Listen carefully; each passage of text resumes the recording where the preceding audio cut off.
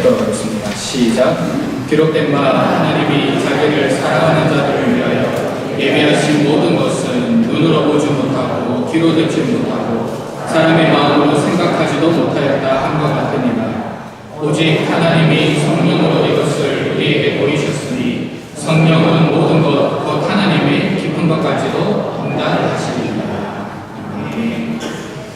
우리는 오마다 교리에 대해서 함께 배우고 있습니다. 우리 웨스트민스터 대요리 문답을 중심으로 함께 교리의 말씀을 살펴보고 있는데, 지난번에는 정충희 강도사님과 함께 1문답을 함께 살펴보았습니다. 사람의 첫째되고 가장 높은 목적이 무엇이냐라고 했을 때, 하나님을 영화롭게 하는 것과 영원토록 하나님을 온전히 즐거워하는 것이 우리의 제일 되는 목적이다라고 했습니다.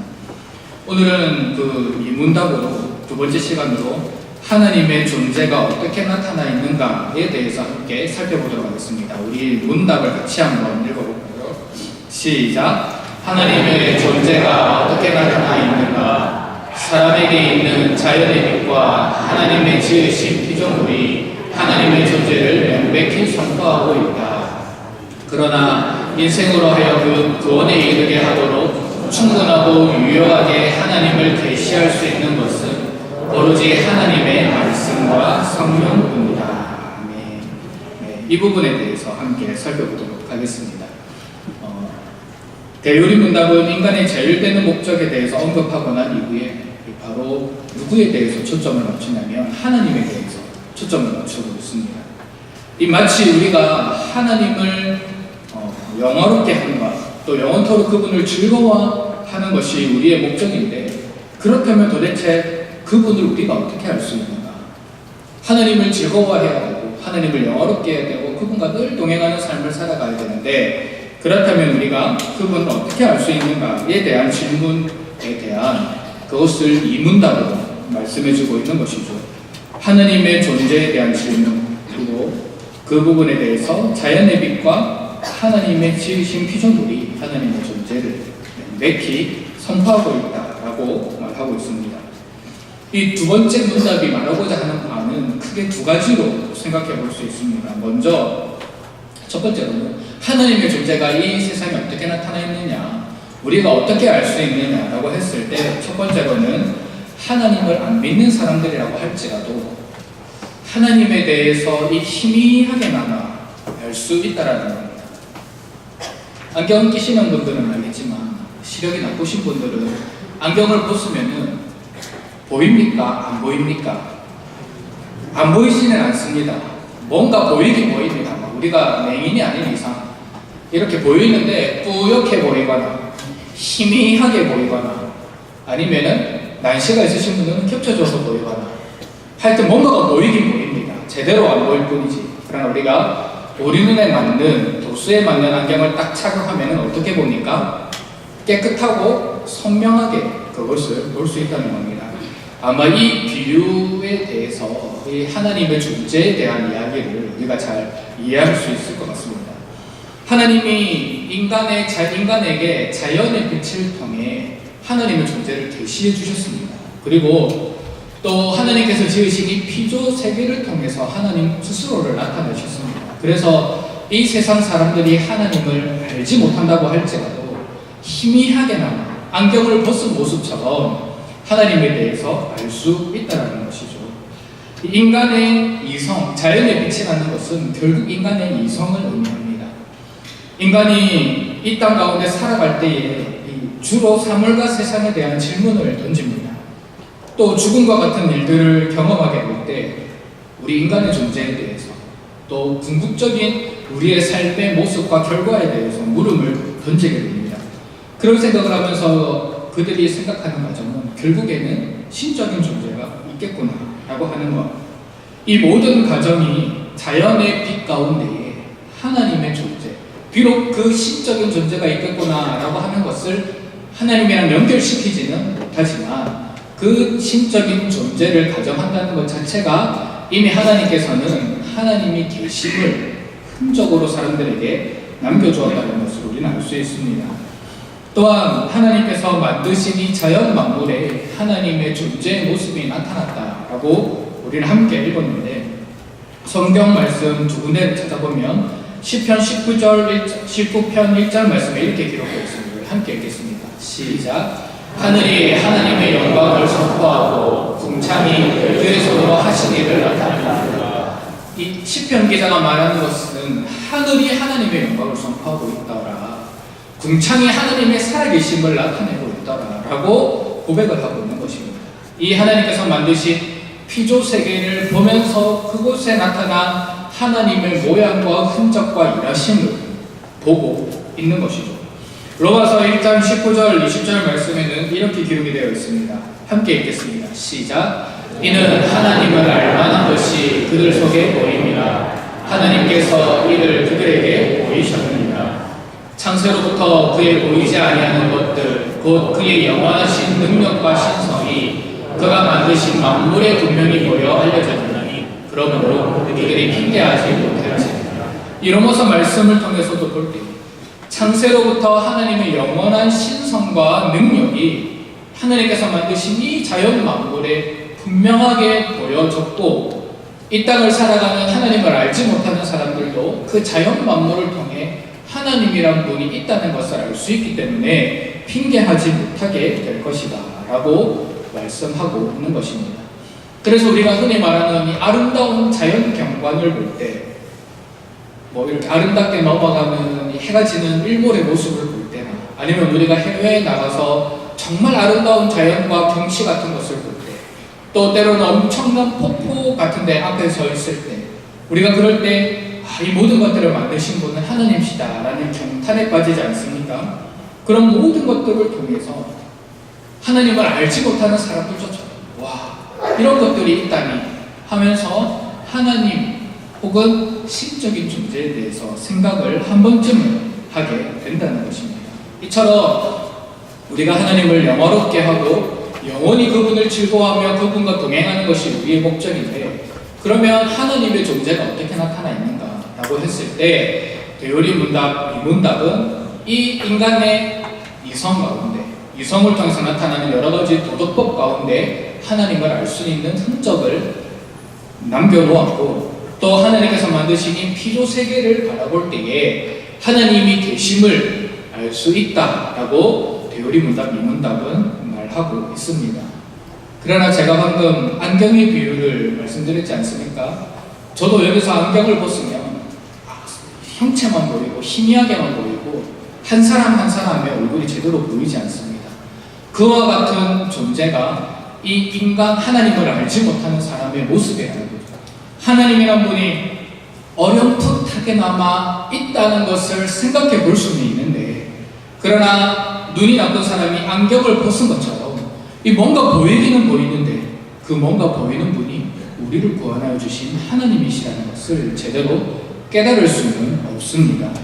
이 부분에 대해서 되오리 문답 뒷부분을 보면은 이렇게 기록이 되어 있습니다. 그러나 인생으로 하여금 구원에 이르게 하도록 충분하고 유효하게 하나님을 계시할 수 있는 것은 오로지 하나님의 말씀과 성령뿐이다. 이 희미하게 보는 그것을 마치 눈에 맞는 도수를 껴서 깨끗하게 볼 수 있는 것과 같이 그런 역할을 하는 것이 무엇이냐? 말씀과 성령이라는 것입니다.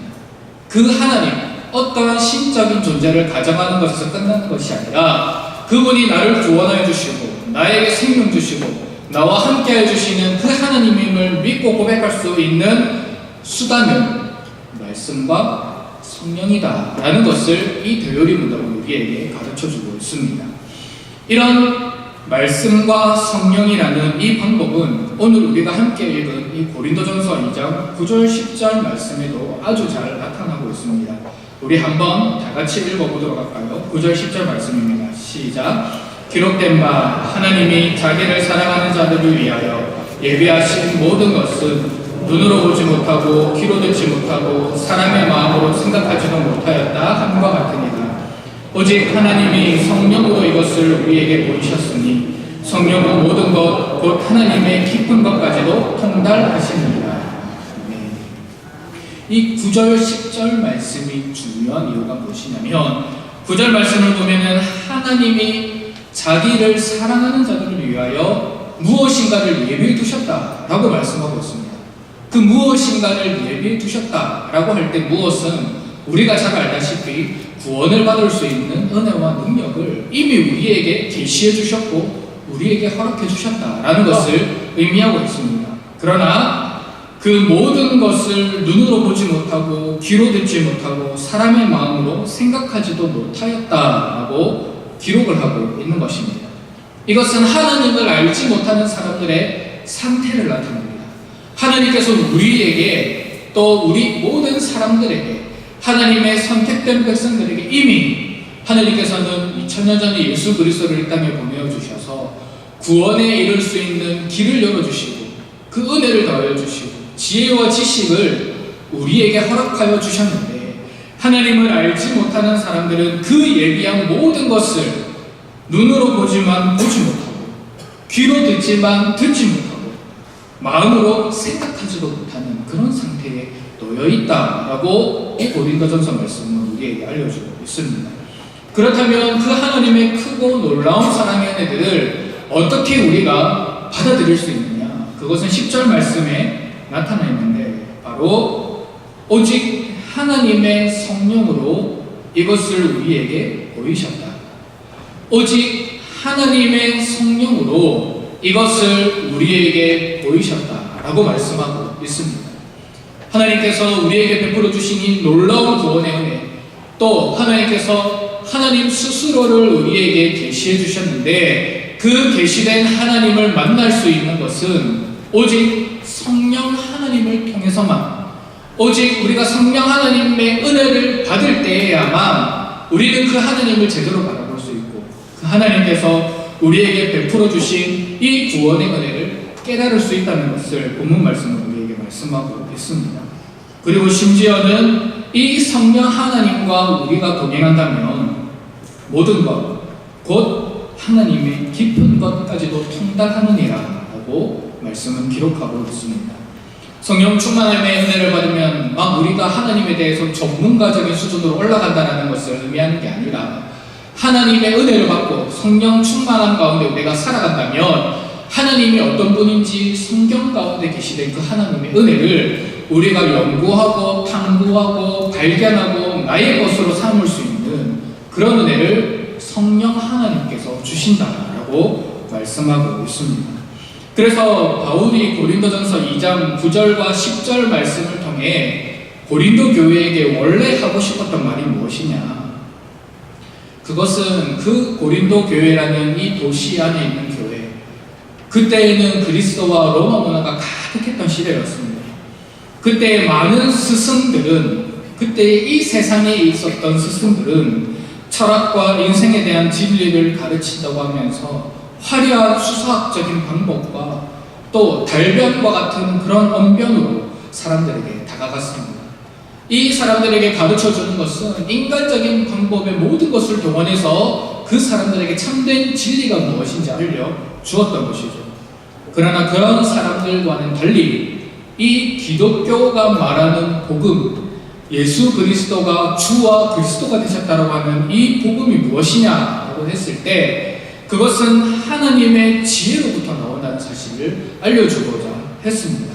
오직 성경에 기록된 말씀과 그 말씀을 성령 하나님께서 당신의 백성들에게 조명해 주시고 보여주셔야만 이 인생의 정말 참된 진리, 예수가 주와 그리스도가 되셨다라고 하는 이 진리가 깨달아질 수 있고 그 백성들은 안경을 벗은 희미한 모습으로 하나님을 바라보는 것이 아니라 정확하게 자기 눈에 맞는 안경을 끼고 선명한 모습으로 하나님께서 우리에게 다가와 주시고 말씀하여 주시는 그 하나님을 바라볼 수 있다는 것을 고린도 교회 성도들에게 알리기를 원했던 것입니다.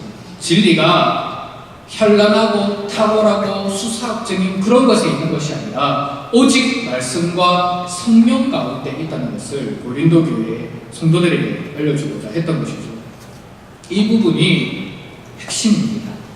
이 부분이 오늘을 살아가고 또 교사 헌신예배로 모여서 함께 예배드리고 있는 저와 여러분들에게 필요한 말씀이요, 필요한 은혜입니다.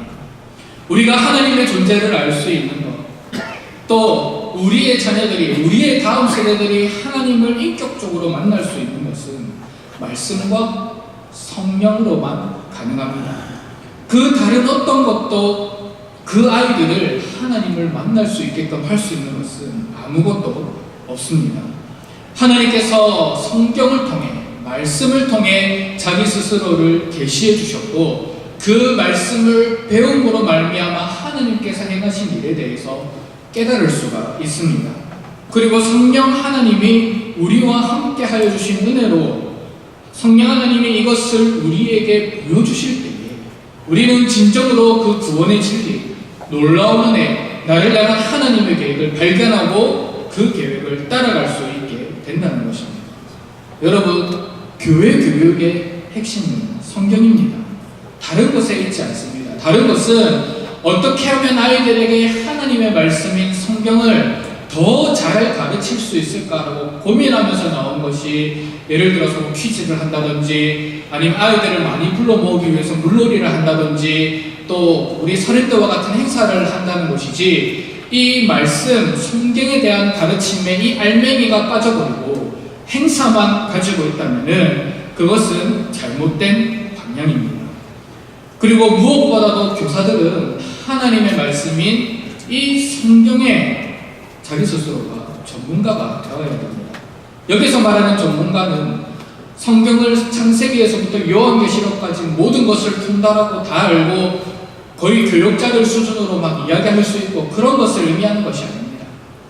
그렇게 되기 위해서는 신학교를 들어가셔야 되죠. 3년 동안 열심히 공부를 하셔야 됩니다. 근데 모든 사람을 하나님께서 목사로 세우고 교육자로 세우시지 않으셨습니다. 은사를 따라서 교사로 세워주셨는데, 우리가 성경에서 전문가가 된다는 것은 내가 먼저 하나님의 말씀을 의지하며 내가 먼저 하나님의 말씀인 성경에서 오늘 하루를 살아갈 수 있는 하나님께서 베풀어 주시는 은혜를 경험하며 이 성경에 깊이 빠져들어서 내 삶을 이끌어 가시고 인도해 가시는 하나님을 경험하며 체험하는 것이 우리가 성경에 대하여 전문가가 된다라고 할 수 있습니다. 교사가 먼저 성경에 대해서 잘 알지 못하고, 교사가 먼저 성경에 대해서 전문가가 되지 못하고, 교사가 먼저 자신의 삶 가운데서 하나님의 말씀을 붙들고 살아내려고 몸부림치며 노력하는 모습이 없다면 어떻게 다음 세대들을 하나님의 말씀으로 양육할 수가 있겠습니까? 물론 말씀은 교육자를 통해서 선포됩니다. 잘 훈련받은 교육자들이 훈련받은 방법대로 하나님의 말씀을 연구해서 선포합니다. 그러나 교육자들은 다수의 학생들을 대상으로 하나님의 말씀을 전합니다. 그 다수의 학생들에게 말씀이 전해졌을 때에 교사들이 해야 되는 역할은 그 아이들이 반으로 모이며 보다 적은 소규모의 공동체로 모인다며 오늘 들었던 말씀에 대해서 물어보고 무엇이 이해가 되고 무엇이 이해가 되는지 확인하고 그것을 그 아이들의 눈높이로 다시 한 번 더 풀어서 각 아이들에게 설명해 줄 수 있는 것이 교사의 역할이라는 것입니다. 그렇게 될 수 있도록 교사들이 먼저 하나님의 말씀을 사모하고 교사들이 먼저 말씀 가운데 계시된 하나님의 풍성한 은혜를 누리며 나아갈 때에 하나님께서 맡겨주신 이 영혼들을 진정으로 말씀 가운데 양육시키며 나아갈 수가 있는 것입니다. 그것이 교사의 첫 번째 역할입니다. 그것이 오늘 대요리 문답에서 말한 말씀과 성령을 통해 하나님을 볼 수 있다는 것에 대해서 말씀이 가지고 있는 역할입니다. 그러나 여러분 어떻습니까? 내가 성경을 많이 알고 성경에 대해서 전문가가 되고 아이들에게 성경을 가르치기만 한다고 해서 아이들이 눈에 띄게 변화됩니까? 그렇게만 된다면 더할 나위 없이 너무나 좋은 은혜일 것 같습니다. 그러나 대부분의 아이들은 내가 아무리 하나님의 말씀을 읽고 가르치고 물어봐도 몇 시간만 지나면 까먹습니다. 제가 중고등부 설교할 때마다 지난 시간의 내용들을 설교 제목들이나 내용들을 물어봅니다. 그 많은 아이들 중에 그 내용을 기억하고 있는 아이는 소수에 불과합니다. 그래도 감사한 것은 매주 물어보니까 기억하고 있는 아이들이 있더라고요. 두세 명 정도 있습니다. 나머지 아이들은 아무리 목청껏 하나님의 말씀을 가르쳐도 시간 지나면 잊어버려요. 말씀을 가르치면 아이들이 변해야 되는데 말씀을 가르쳐도 아이들이 바뀌지가 않습니다. 왜 그렇습니까? 성령 하나님의 일하심이 그 가운데 있어야 하기 때문입니다. 성령 하나님께서 역사하시고 그들 가운데 마음을 어루만져 주시고 그들과 함께 해주실 때에 선포된 하나님의 말씀이 생명이 되어 그 아이들의 삶을 어루만질 수가 있는 것입니다. 우리 아이들에게 가장 큰 문제가 있다면 하나님의 말씀을 들어도 지식으로만 안다는 것입니다. 그리고 이거는 아이들만의 문제가 아니라 많은 성도님들의 문제이기도 합니다. 하나님의 사랑에 대해서 들을 때에 사랑이라는 개념만 알고 그 사랑이 우리에게 주는 부요함, 그 사랑이 주는 우리에게 주는 따스함, 그 사랑 안에 포함되어 있는 위대한 인생, 그 사랑이 우리에게 주는 우리의 삶에 대한 소망을 깨닫지 못하고 지식으로만 하나님의 사랑이라는 것을 알고 습관적으로 나오는 친구들이 있다는 것입니다. 주일날 교회 가지 않으면 어머니한테 혼나고 용돈을 받을 수가 없고 이래서 교회 나오는 아이들이 많이 있습니다. 그렇게 신앙생활을 하다가 다른 친구들은 수련회 가거나 기도회 하거나 뭐 이렇게 하면 눈물도 흘리고 기도도 열심히 하고 마치 하나님을 만난 것처럼 느껴지는데 정작 본인은 아무런 변화가 없습니다. 본인은 기도해도 하나님을 잘 알지 못하는 것 같고 본인은 열심히 노력해도 잘 안 되는 것 같은 그런 상황이 있습니다. 하나님에 대해서 듣기는 들었고 교회의 문화에 대해서는 너무나 잘 아는데 개념적으로만 머리로만 하나님을 알고 있는 자녀들이 너무나 많이 있는 것입니다. 그렇게 초등 1, 2부를 보내고 중고등부를 보내고 대학생이 되면 어떻게 됩니까? 성령 하나님의 만지심, 성령 하나님의 역사하심을 경험해보지 못한, 다른 말로 표현하면 그 하나님에 대해서 성경에 대해서 배웠던 지식이 머리에서만 머무르는 것이 아니라 마음으로 내려와서 그 뜨거운 하나님을 만나본 적이 없는 그 학생들은 대학생이 되면 뿔뿔이 흩어지고 이 세상으로 흩어져 버립니다. 그렇게 열심히 키우고 말씀을 가르치고 했는데 그 말씀이 그 아이들에게 생명이 되지 못하고 성령 하나님의 역사하심을 경험해보지 못하니까 그 아이들은 더 좋은 것을 향해, 그 친구들이 보기에 더 재밌는 곳을 향해, 세상을 향해 나아가게 되는 것이죠. 왜 그렇습니까? 이들에게 성령 하나님의 풍성한 일하심이 없기 때문입니다. 머리로는 아는데 많이 들어서 이제는 귀에 딱지가 않도록 들었는데 그것이 주는 의미를 경험하지 못했기 때문입니다. 많은 것이 지식으로만 들어 그것이 정말 나의 신앙의 고백이 되고 내 심장을 뛰게 만드는 하나님의 사랑과 은혜가 되지 못하는 머리로만 아는 하나님으로 머물러 있기 때문에 그들은 그렇게 됩니다. 그것을 해결할 수 있는 방법은 성령 하나님께서 일하여 주시기를 기도하는 방법밖에 없습니다. 오늘 본문 10절 말씀을 보면은 성령 하나님께서 오직 하나님의 성령으로 이것을 우리에게 보이셨다. 성령님이 일하셔서 하나님의 이 놀라운 진리의 말씀, 지식으로만 끝나는 것이 아니라 그것이 나에게 보여지고 나에게 경험되어지고 우리 자녀들 다음 세대들에게 체험되어져서 머리에서 머물러 있는 하나님에 대한 지식이 아니라 신앙의 심장이 뛰어 약동하고 하나님께서 베풀어 주시는 애가 이렇게 크고 놀랍다라고 믿음으로 고백할 수 있도록 우리가 기도하며 나아가야 하는 것이죠.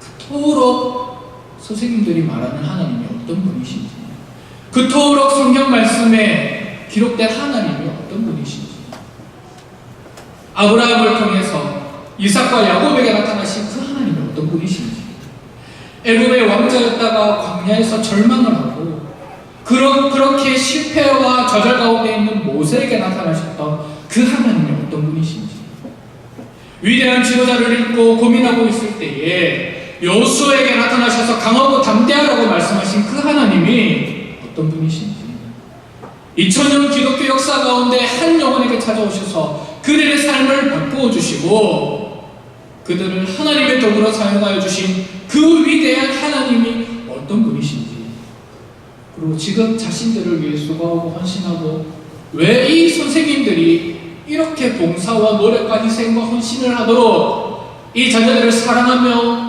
만든 그 하나님이 어떤 분이신지 우리의 다음 세대들이 마음으로 깨닫고 경험할 수 있는 방법은 오직 성령 하나님께서 한 영혼에게 풍성히 임하셔서 그 영혼을 어루만져 주셔야만 가능하다는 것입니다. 그러나 쉽지 않습니다. 말씀을 잘 가르친다고 해서 그 아이들이 변화되지가 않고, 성령 하나님이 역사해 주셔야만 그 아이가 변하는데 성령 하나님이 쉽게 역사해 주지 않는 것처럼 우리는 느껴질 때가 많이 있습니다.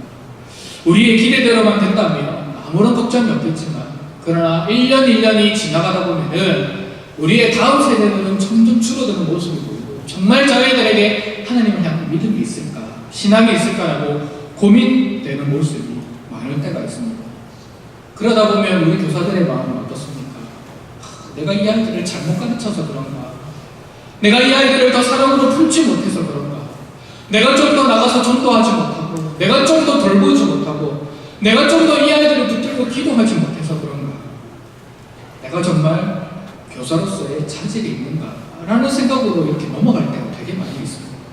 사실 저도 교육자로서 훈련받으며 있지만, 때때로는 연약한 모습에, 때때로는 변화되지 않는 아이들의 모습에 스스로 좌절하고 실망하고 넘어질 때가 많이 있습니다. 내가 정말 자질이 있는가? 라는 생각을 할 때가 많이 있습니다. 그러나 여러분, 우리가 정말 하나님께서 허락하여 주신 기회와 삶의 형편 가운데 최선을 다하고 있다면 너무 걱정하지 않으셔도 됩니다.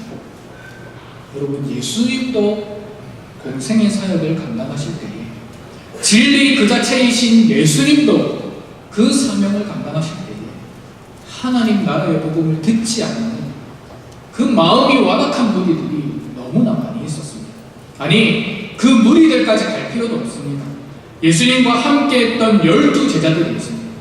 3년 동안 동고동락에서 예수님이 수많은 기적을 베푸셨습니다. 진리 대신 예수님이 직접 그 제자들을 가르치셨습니다. 그러나 예수님께서 십자가에 못 박히실 때 그 제자들이 다 어디에 갔는지 우리는 너무나 잘 알고 있지 않습니까? 그 예수님의 곁을 지켰던 남자 제자는 한 사람입니다. 요한복음에 예수님께서 사랑하시는 제자라고 표현돼 우리가 흔히 알고 있는 요한 한 사람만 그곳에 남아있었고, 나머지 제자들은 뿔뿔이 흩어졌습니다.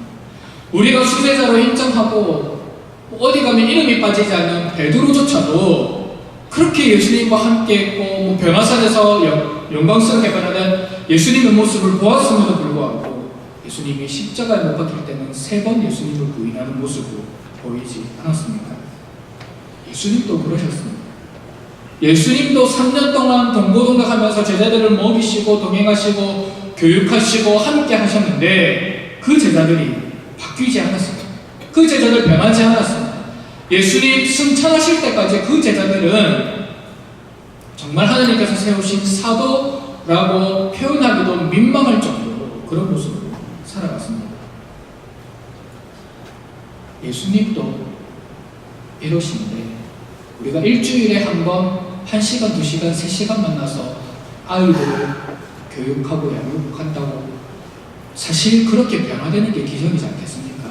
3년 동안 먹고 마셔도 제자들이 바뀌지 않았는데 이 짧은 시간이지만 우리가 그 아이들을 붙들고 노력하고 기도하고 했기 때문에 그래도 그 아이들이 바뀌는 겁니다. 변하지 않는 것 너무나 당연할 수도 있습니다. 그러나 이 제자들이 언제 변화되는지 아십니까? 이 제자들이 결국 바뀌게 되고 우리가 알고 있는 사도들이 되지 않습니까? 이 제자들이 어떤 고난과 어려움이 찾아와도 굴하지 않고 복음을 전하는 사람, 복음에 온전히 사로잡혀서 하나님의 사도로서 언제 쓰임받는 줄 아십니까? 우리가 잘 알다시피 오순절 성령 강림의 역사 이후로 그 제자들이 완전히 뒤집어집니다. 그런데 이건 사실은 예수님께서 이미 알고 계셨습니다. 십자가에 못 박히시기 전에 요한복음 14장 26절 말씀을 보면은 예수님께서 이렇게 말씀하십니다. 말씀이 없나요? 네, 있습니까? 같이 한번 읽어보겠습니다. 시작. 보혜사 곧 아버지께서 내 이름으로 보내실 성령 그가 너희에게 모든 것을 가르치고 내가 너희에게 말한 모든 것을 성취하리라. 성령 하나님이 이 땅에 오시면 그 성령 하나님이 예수님께서 제자들에게 가르쳤던 모든 것을 생각나게 하시고 성령 하나님이 직접 그 제자들에게 가르치실 것이다 라고 예수님께서는 미리 말씀해 주셨던 거죠. 그리고 오순절 성령 강림의 역사로 성령 하나님이 그 제자들의 마음의 문을 만지시고 그 제자들과 함께 하실 때에 제자들의 삶이 뒤집어지고 변화되고 정말 복음을 증거하지 않고는 견딜 수 없는 그런 하나님의 위대한 사도들로 세워주셨던 것입니다. 그래서 다시 원래의 대로 돌아오면 말씀이 필요하고 성령 하나님의 은혜가 필요합니다. 말씀을 계속해서 가르치고 말씀을 계속해서 양육해야 합니다. 예수님이 제자들을 가르치셨던 거죠. 그런 가르침이 있었기 때문에 오순절 성령 강림의 역사 때 예수님께서 하신 모든 말씀이 생각나고 이 말씀이 이 말씀이었구나, 이 말씀이 이런 의미였구나, 이 말씀이 이런 놀라운 은혜를 담고 있구나 라고 제자들이 마음 가운데 확신하면서 그 말씀을 의지하며 살아갈 수 있었던 것처럼 우리가 우리의 다음 세대들에게 성경의 전문가가 되어서 내가 먼저 말씀을 붙들고 살아가는 모습을 보이면서 함께 그 말씀을 자녀들에게 가르칠 때 성령 하나님께서 일하시고 함께 하시는 그 은혜가 자녀들에게 임한다면, 우리의 교회 학교 학생들에게 임한다면 우리의 아이들은 변화될 수 있을 것이고 우리 아이들은 하나님을 인격적으로 만날 수 있게 될 것이고 하나님의 존재에 대해서 안경을 벗은 것처럼 희미하게 알다가 이 세상에 유혹이 올 때에 거기에 넘어가가지고 세상이 주는 쾌로움을 찾아서 살아가는 것이 아니라 그 성령 하나님이 오셔서 들었던 말씀을 생각나게 하시고 깨우쳐 주시고 말씀을 붙들며 살아가게 하실 때에 안경을 끼고 명확하게 하나님의 존재를 바라보고 있는 것처럼 그 하나님의 존재를 깨달아 더욱더 흔들리지 않는 믿음 가운데 하나님을 바라보면서 나아갈 수 있게 될 것입니다. 이제 여름 성경학교가 시작되었습니다. 그리고 계속 진행되고 있습니다. 사실 교사들의 입장에서는 거룩한 부담감이 있는 기간이기도 하고 또 때로는 육체적으로 많이 힘든 시기이기도 합니다. 특히 요즘처럼 복음의 열매가 눈에 보이게 맺어지지 않는 경우에는 교사들의 마음이 더 무너져 내립니다. 여러분, 우리 남은 성도님들은 교사들을 볼 때 격려해 주십시오. 요즘에 아이들 몇 명이니? 요즘에 아이들 왜 많이 안 보니? 우리 때는 이랬는데 이런 말씀보다는 정말 교사들을 위로하고 수고하느라고 손잡아 주시고 또 뭐 바카스나 이런 거 있으면 한 명씩 나눠주시고 그렇게 해주시면 정말 좋겠습니다. 제가 교육자실에서 함께 했으면 우리 부서 하는 모습이 다 눈에 들어옵니다. 어떤 부서는 금요일 저녁 되면 나가서 신방하고 토요일 되면 또 나가서 신방하고 주일 되면 또 나가서 아이들을 찾으러 가고 그랬는데도 열매가 없다라고 표현하기는 그렇지만 수고하고 노력하는 거에 비해서는 아이들이 모이지 않는 그런 부서가 있습니다. 그러면 그 부서의 잘못입니까? 부서는 죽어라 전도하고 아이들 찾아다니면서 신방하고 어떻게 하면 이 자신의 시간을 들여서 열정을 가지고 아이들을 만날 수 있을까 나가고 있는데 아이들이 안 옵니다. 이 시대가 그런 시대입니다.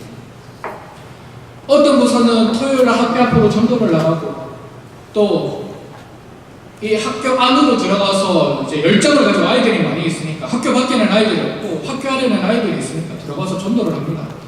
요즘에 학교 안에 들어가서 전도하시면 쫓겨나는 거 아십니까? 대반에 경찰 불러옵니다. 경찰 부를 테니까 부르기 전에 나가라고 합니다. 요즘 시대가 이런 시대입니다. 그렇게 해서 쫓겨나가면서 그렇게 아이들을 찾아다니고 한 영혼이라도 주님의 몸된 교회로 부르기 위해 몸부림치며 노력하고 있습니다. 사실 그 누구보다도 위기감을 느끼고 있는 분들은 교사들입니다.